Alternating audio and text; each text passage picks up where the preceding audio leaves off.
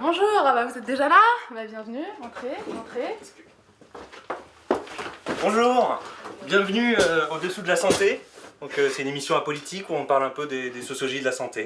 Aujourd'hui on va un peu vous montrer comment est-ce qu'on fait un épisode. Venez avec nous! Alors voilà, avec deux amis, on a une idée pour le prochain numéro des Dessous de la santé. Cool. Du coup l'idée ce serait résistance de peuples autochtones contre des grands projets miniers aux conséquences sanitaires et environnementales dévastatrices.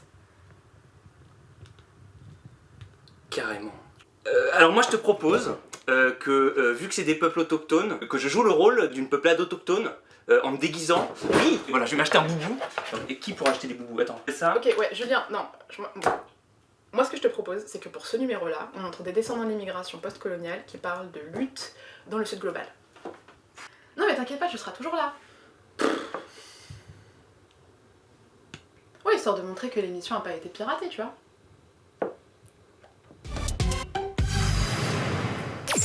Allez c'est bon, entrez, on s'est enfin débarrassé de lui. Ah, vous êtes là? Écoutez, bonjour. Voici Abir. Bonjour. Louis. Bonjour. Mes deux amis. T'as vu ce qui s'est passé au Maroc à Imider? Non, qu'est-ce qui s'est passé? Le camp qui avait été mis en place par le mouvement contre la mine d'Imider a été intégralement démoli par les autorités locales. Mais non. Et cette mine, elle est exploitée par la SMI, la société minière d'Imider. Et la SMI, c'est une filiale de Managem. Managem. Attends, mais c'est pas le groupe minier marocain qui avait fait scandale au Soudan? Leurs hélicoptères transportaient 241 kg d'or. Regardez ça.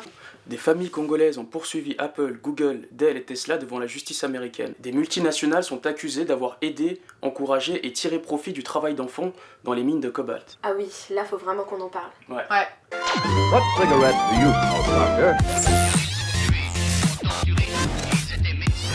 C'est la place de l'homéopathie dans la médecine moderne. Ce pneumologue a été rémunéré de 150 000 € par total. Salaire moyen d'un généraliste, 7 400 € Médecin humoraliste.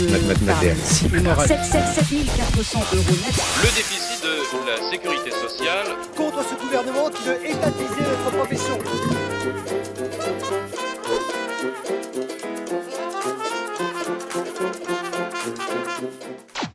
Commençons déjà par dire que santé et environnement sont intrinsèquement liés. L'exploitation de la mine d'Imider par la société métallurgique d'Imider au Maroc, dans le sud-est, a eu des conséquences dévastatrices pour l'écosystème et pour la population. C'est une activité extractiviste. L'extractivisme, c'est selon Hamza Amouchen, auteur du rapport Extractivisme et résistance en Afrique du Nord, l'ensemble des activités de surexploitation des ressources naturelles, destinées en particulier à l'exportation vers des marchés mondiaux. Il ne se limite pas aux minéraux et au pétrole, mais s'étend aux activités productives qui surexploitent la terre, l'eau, la biodiversité. C'est cependant particulièrement sur l'exploitation minière que nous allons nous pencher dans cette émission. Comme l'explique Omar Moujane, militant au sein du mouvement sur la voie de 96 d'Imider, 3 puits ont été forés afin que la mine soit exploitée, qu'ils épuisent la nappe phréatique, alors même que les habitants d'Imider vivaient de la culture des amandiers. En plus de cela, à cause de la pollution générée par la mine, la plus importante mine d'argent d'Afrique, les maladies cancéreuses se sont multipliées, avec l'infiltration de mercure et de cyanure dans la terre. En plus de cela, les habitants d'Imider, au nombre de 4000, ne bénéficient pas des infrastructures les plus élémentaires, d'électricité, d'eau, d'emploi. Face à cette injustice, les habitants d'Imider se mobilisent depuis près de 40 ans. Mais le mouvement connaît un second souffle en 2011, et ce pour 2 raisons. La première raison, la société métallurgique d'Imider, qui s'était engagée à employer des étudiants pendant la période estivale, ne l'a pas fait. Et la deuxième raison, le débit de l'eau potable qui s'affaiblit au point qu'elle n'est plus disponible que 30 minutes par jour. Les villageois incriminent le pompage par la société métallurgique d'Imider des eaux souterraines. Cette mobilisation a été documentée dans le film Amoussou, réalisé par Nadir Bourmouche, en collaboration avec les habitants d'Imider.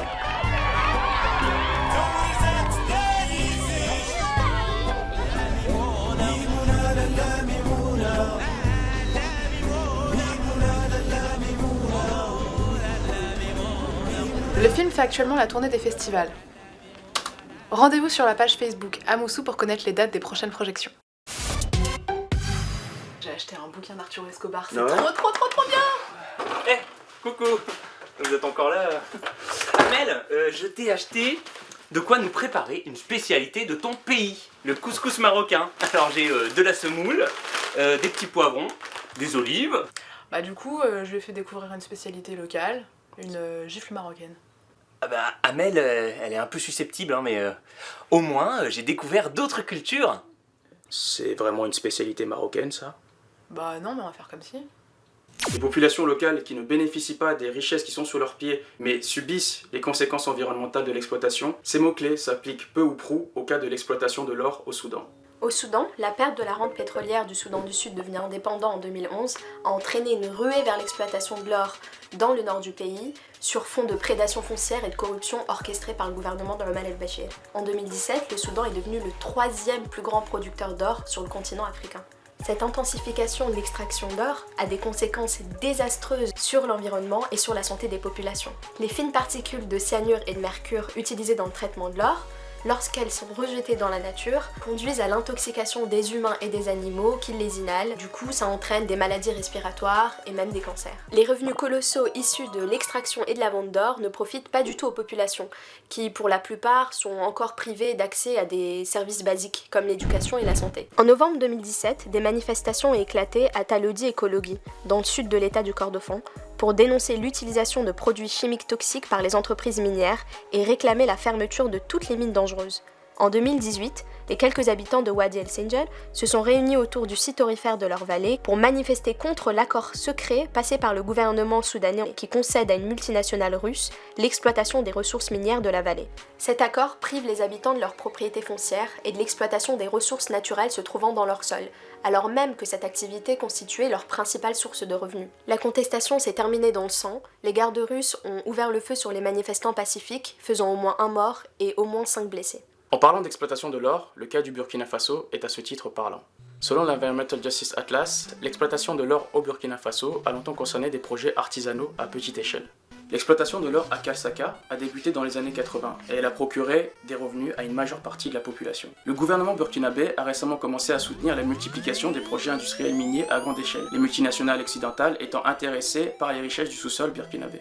Ces projets ont eu pour conséquence l'expropriation et le déplacement des populations locales. A ce titre, le film Pas d'or pour Kalsaka du réalisateur Michel Kazongo retrace l'installation de la compagnie minière Kalsaka Mining SA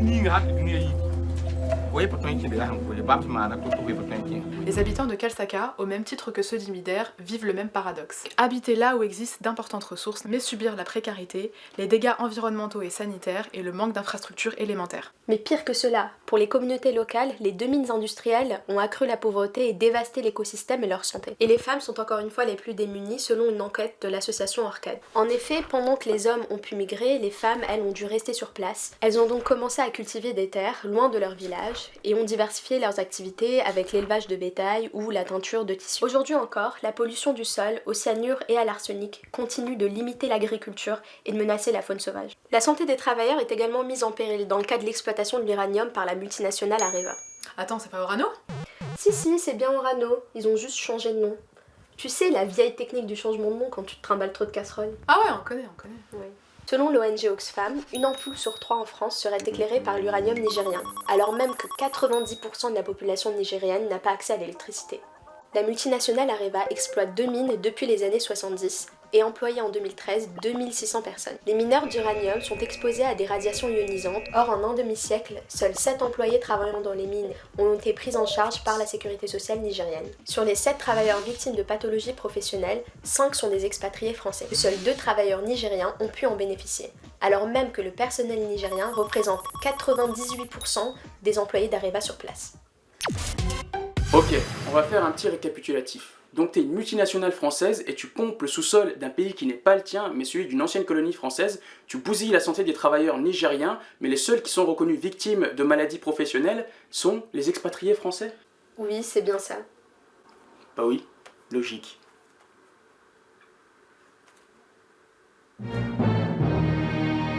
Par ailleurs, de nombreuses analyses ont été menées dans la ville d'Arlit sur la présence de gaz radioactifs dans l'air, l'eau et l'alimentation. Dans son film La colère dans le vent, la réalisatrice Amina Veira évoque les conséquences dévastatrices de l'exploitation de l'uranium par Areva, qui dure depuis 1976.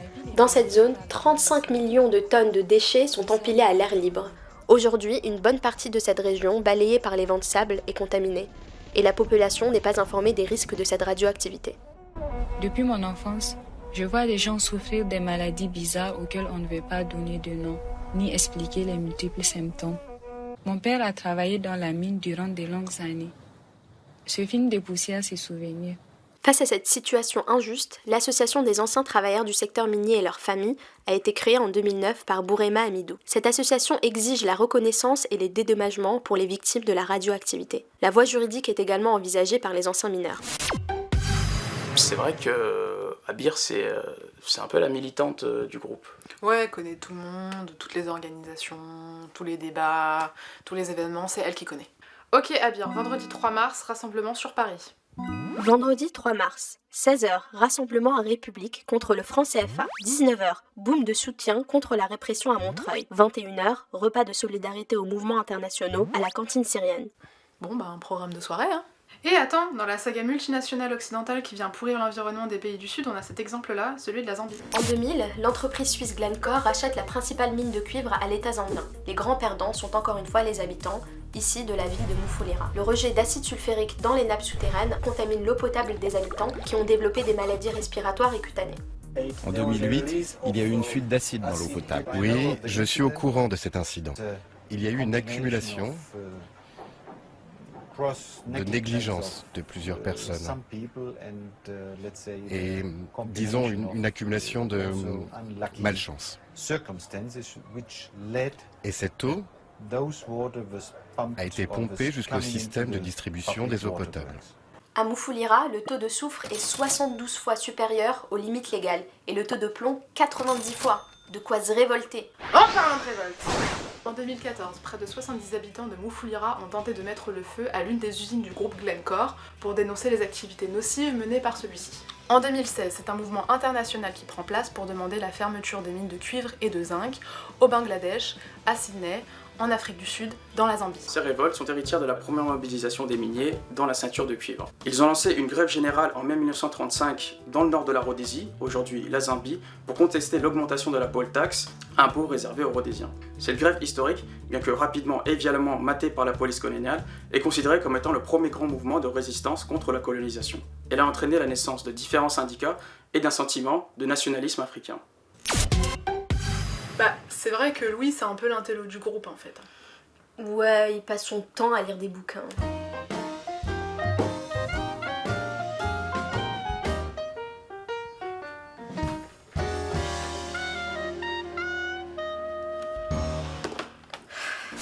Et il y a comme un motif qui émerge là. Dans les cas que l'on a énumérés, on a ou bien des multinationales occidentales qui exploitent des ressources dans les pays du Sud, ou bien des grands groupes miniers qui exploitent des ressources sur leur propre territoire mais dans des zones historiquement marginalisées. Alberto Acosta définit l'extractivisme comme une activité dont les coûts sociaux et environnementaux ne sont pas inclus dans le prix des produits. Ils sont externalisés. Ce modèle extractiviste, il faut en penser la rupture, tant il n'est rendu possible que par l'exploitation et la destruction. Au bout de la chaîne, des personnes atteintes de cancer et de maladies respiratoires parce qu'elles vivent près d'une mine ou récoltent des métaux pour le confort moderne des autres. Au bout de la chaîne, des territoires si pollués qu'ils en deviennent des zones sacrifiées sans aucune vie possible. Dans la ville de Baotou par exemple, en Mongolie intérieure, le plus grand site chinois de production de terres rares, un immense lac à la croûte rigide et opaque reçoit les eaux saturées de produits chimiques qui ont servi au traitement des métaux. Là-bas, plus rien ne pousse. La terre est morte, les animaux aussi, tout comme de nombreuses personnes qui vivaient là-bas quand elles n'ont pas fui. Et pendant ce temps-là, les pays de l'OCDE engloutissent environ 3/4 des ressources mondiales produites annuellement pour 1/5 de la population mondiale.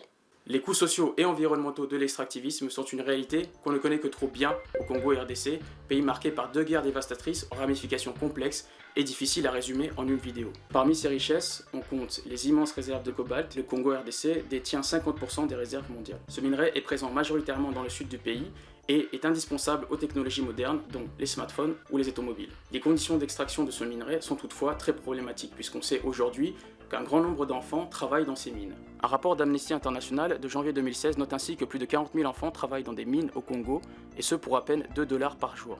Les mines en question sont en général des mines artisanales qui comptent pour plus de 20% de la production nationale. C'est pourquoi récemment des familles congolaises, associées à des avocats de l'International Rights Advocates, ont décidé de prendre les choses en main et de poursuivre les grandes entreprises Google, Apple, Dell et Tesla, ce qui est une première historique. Les documents versés au dossier font état des conditions sanitairement déplorables dans lesquelles se trouvaient les enfants, nombreux d'entre eux ayant trouvé la mort, notamment lors d'éboulements de tunnels ou étant paralysés à vie.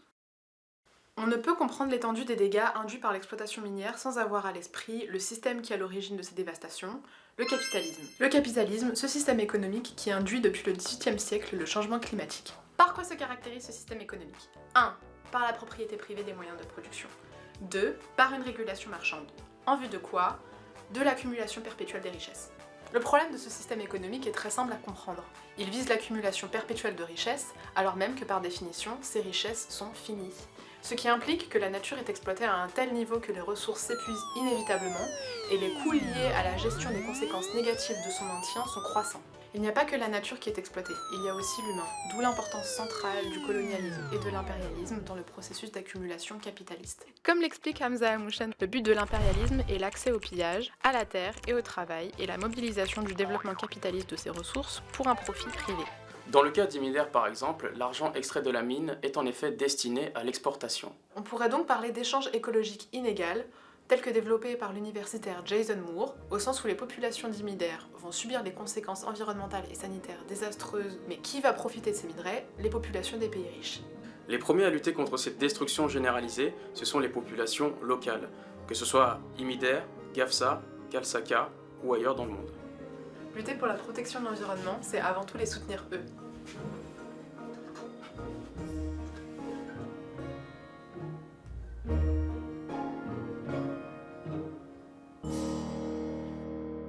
À ce sujet, l'ONG Global Witness a montré qu'entre 2002 et 2017, près de 1558 personnes ont perdu la vie parce qu'elles essayaient de défendre leur terre, leur eau, leur environnement. Pour vous donner un ordre d'idée, ce nombre représente près de la moitié des soldats états-uniens morts en Irak et en Afghanistan depuis 2001. Défendre son environnement, c'est partir en guerre.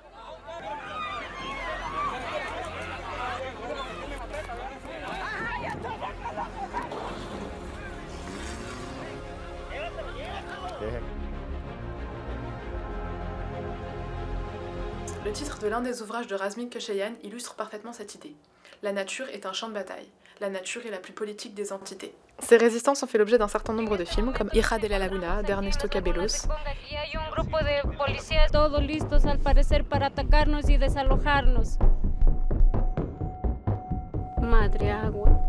et The River, une série sud-africaine créée par Fatou Makwarela et Goudion Beynon.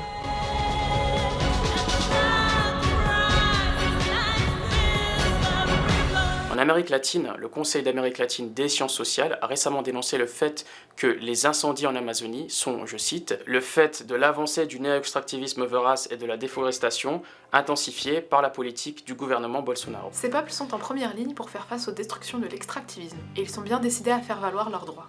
Media India, organisation brésilienne ayant pour objectif de mettre en avant la diversité des peuples autochtones, s'est ainsi donné pour objectif, je cite, de donner des informations correctes, montrant que nous autres peuples autochtones pouvons être les protagonistes de notre propre histoire.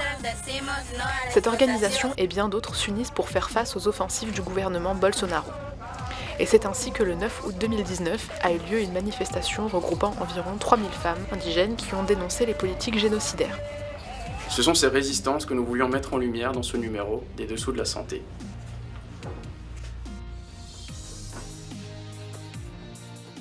Nous terminerons donc cette émission sur les mots d'Éléonore Johannes, porte-parole du collectif des Premières Nations contre le projet Montagne d'Or en Guyane. Ce projet consiste en la construction d'une grande exploitation aurifère à ciel ouvert dans l'ouest de la Guyane, à proximité de 2 réserves biologiques intégrales. Je dis c'est encore une forme de mépris, parce qu'ils n'ont pas écouté ce que nous avons dit à plusieurs reprises. Les chefs coutumiers ont dit leur opposition à ce projet. Ils nous ont traités avec mépris et ils ne nous ont jamais consultés sur ce projet, alors que le droit international dit que sur tout projet impactant les territoires autochtones, ils doivent être consultés et cela n'a jamais été fait. Nous ne changerons pas d'avis, nous n'en voulons pas, un point c'est tout.